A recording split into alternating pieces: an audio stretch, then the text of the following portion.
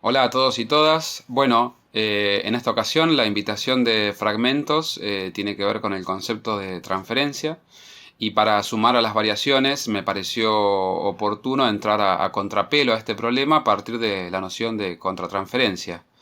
Sobre todo porque es una noción que en el último tiempo ha caído bastante en desuso dentro de la comunidad analítica, probablemente por tener bastante mala prensa, a partir de, sobre todo de la crítica que recibió en la enseñanza de Lacan, a pesar de lo cual, sin embargo, en distintas ocasiones he podido corroborar, y creo no ser el único, que sigue estando vigente como un concepto para orientar la práctica de los analistas, porque me parece que no es otra cosa que contratransferencia cuando escuchamos, por ejemplo, a algunos analistas decir que la angustia que genera el discurso del paciente es un criterio importante a la hora de definir, por ejemplo, la estructura perversa en un caso, o también cuando muchas veces la obsesividad de un discurso se lo ubica a partir del aburrimiento o la monotonía que produce en el analista que lo escucha. Y son muchísimos los ejemplos en el que podríamos decir que todavía la forma en la que el yo del analista se encuentra comprometido en la cura sigue siendo un criterio para muchos para orientar su práctica. Y sabemos que eso tiene un costo muy alto porque con esas sensaciones entran también en juego una serie de problemas que son los que Lacan puso en primer lugar cuando se orienta la práctica desde la contratransferencia, que es eso que en el texto de Intervenciones sobre la transferencia lo define muy bien como la suma de los prejuicios, de las pasiones, de las perplejidades, incluso de la insuficiente información del analista en tal momento del proceso dialéctico.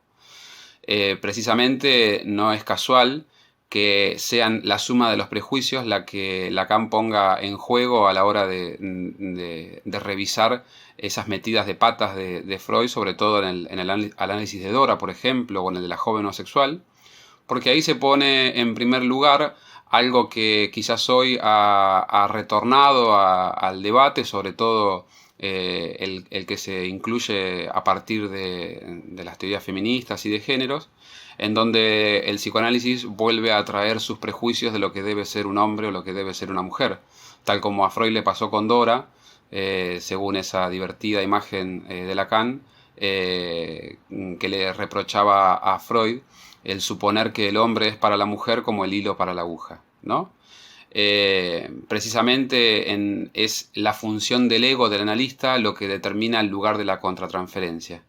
Me parece que en este punto no hay que perder de vista de que Lacan ha hecho todo un trabajo crítico sobre esto, que no se reduce solamente a cuestionarlo, sino a ofrecer también al analista otro lugar. No olvidemos que, por ejemplo, a lo largo de todo el seminario 8 hay una pregunta insistente de Lacan, que es la que quizás muchos de nosotros nos seguimos haciendo en nuestra práctica, que es ¿cuál es el lugar que le conviene al analista en la transferencia? ¿No? Y destaco esto porque en varias ocasiones Lacan habla del lugar conveniente en la transferencia, ¿no? En ese punto podríamos decir que hasta ahí los discípulos de Freud habían dado una respuesta. Ese lugar es el del yo. El analista tiene que estar ahí presente con su yo, con su principio de realidad y también lo que va a agregar Lacan con sus prejuicios. Y en ese punto, precisamente, es ahí donde entran los mayores problemas de lo que Lacan define como la intervención de yo a yo, ¿no? Frente a eso, y al no tener ninguna alternativa, Lacan propone otro lugar. Un lugar que quizás es un poco más difícil de definir y un poco más difícil también de representarse en los términos de la experiencia cotidiana, porque estar en el lugar del yo es algo bastante habitual para cualquiera, pero en cambio ocupar la función del deseo del analista, como lo define Lacan, no es algo quizás tan sencillo, pero es a partir de ahí en donde podemos encontrar cómo la crítica de la contratransferencia no es una cuestión estrictamente teórica, sino que abre en cuanto tal una nueva forma de pensar el lugar del analista en la dirección de la cura, y que ese lugar ya no se define solamente por una forma de alteridad, como hasta entonces había sido en la enseñanza de Lacan, sino a partir de un vacío que el analista ocupa como causa para poner en juego el meollo del asunto, como lo dice Lacan, que es el del deseo.